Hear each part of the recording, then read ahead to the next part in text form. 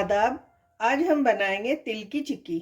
इससे पहले मैंने आपको मूंगफली की चिक्की दी है, वो भी आप बना सकते हैं मेरे चैनल पर जाकर।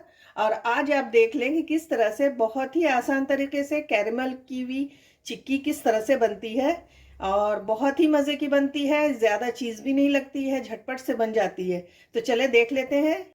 तिल की चिक्की बनाने के लिए हमने यहाँ पर तिल लिया है 1 कप, साथ में 1.5 कप हमने लिया है चीनी, 1.5 कप यानी 1 कप और आधा कप, और 1 टेबल स्पून हम लेंगे घी।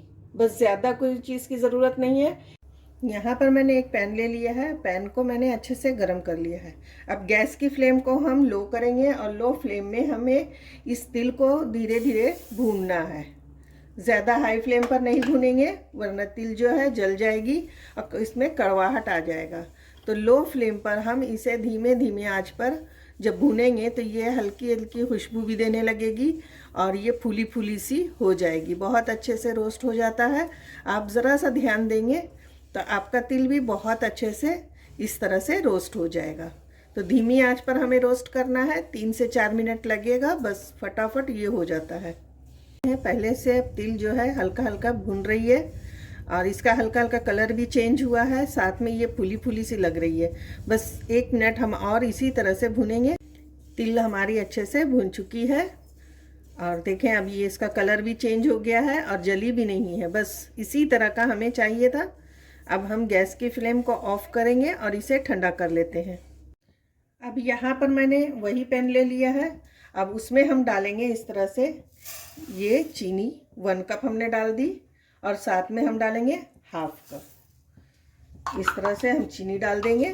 साथ में हम डालेंगे इसमें, ज़्यादा कुछ नहीं डालना है, बस 2 चम्मच हम इस तरह से पानी ऐड करेंगे। ज़्यादा पानी नहीं डालेंगे, सिर्फ इसलिए डाल रही हूँ कि ये चीनी जो है ज़्यादा जले नहीं, बस आसानी से मेल्ट हो जाए।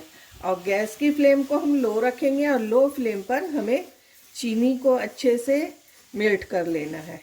ये जलेगी नहीं, बस इसी तरह से आहिस्ता आहिस्ता पिघलना शुरू हो जाएगी। चीनी इस तरह से मेल्ट होना शुरू हो गई है। चीनी हमारी मेल्ट हो रही है, उस बीच हम क्या करेंगे कि एक ट्रे में इस तरह से घी लगाकर इसे ग्रीस करेंगे। अगर आपके पास ट्रे ना हो, आप किसी भी प्लेट में कर सकते हैं, आसानी से हो जाता है।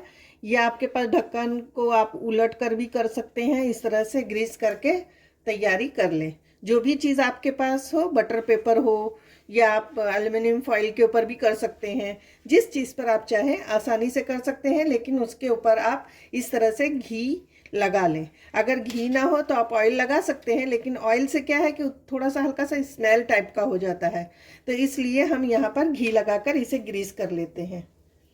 चीनी हमारी कैरमलाइज होना शुरू हो गई है।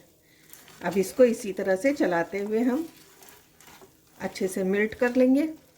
चीनी हमारी अच्छे से मेल्ट हो गई है, पिघल चुकी है। 1 टेबल स्पून इसमें हम घी ऐड करेंगे।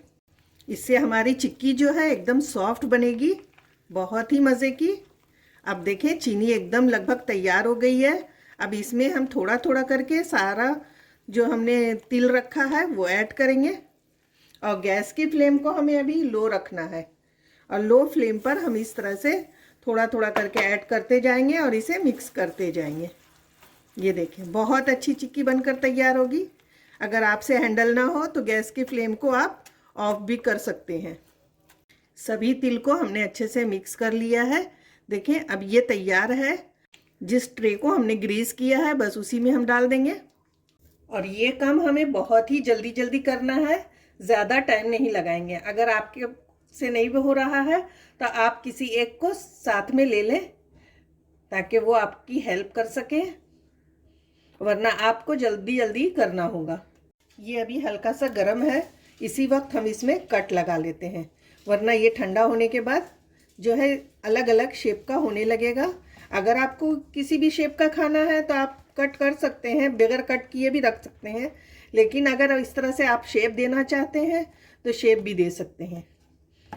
ये चिक्की को देखें आसानी से इस तरह से अलग कर लिया है। अब इसे हम निकाल कर आपको प्लेट में दिखाते हैं। देखें बहुत अच्छे से ये बनकर तैयार हुई है और बहुत ही क्रिस्पी बनी है। बहुत ही टेस्टी बनी है, आप एक बार इसे ज़रूर बनाएं।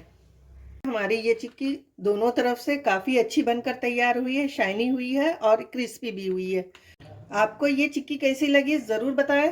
चले फिर मिलते हैं नई रेसिपी के साथ। अल्लाह हाफिज़।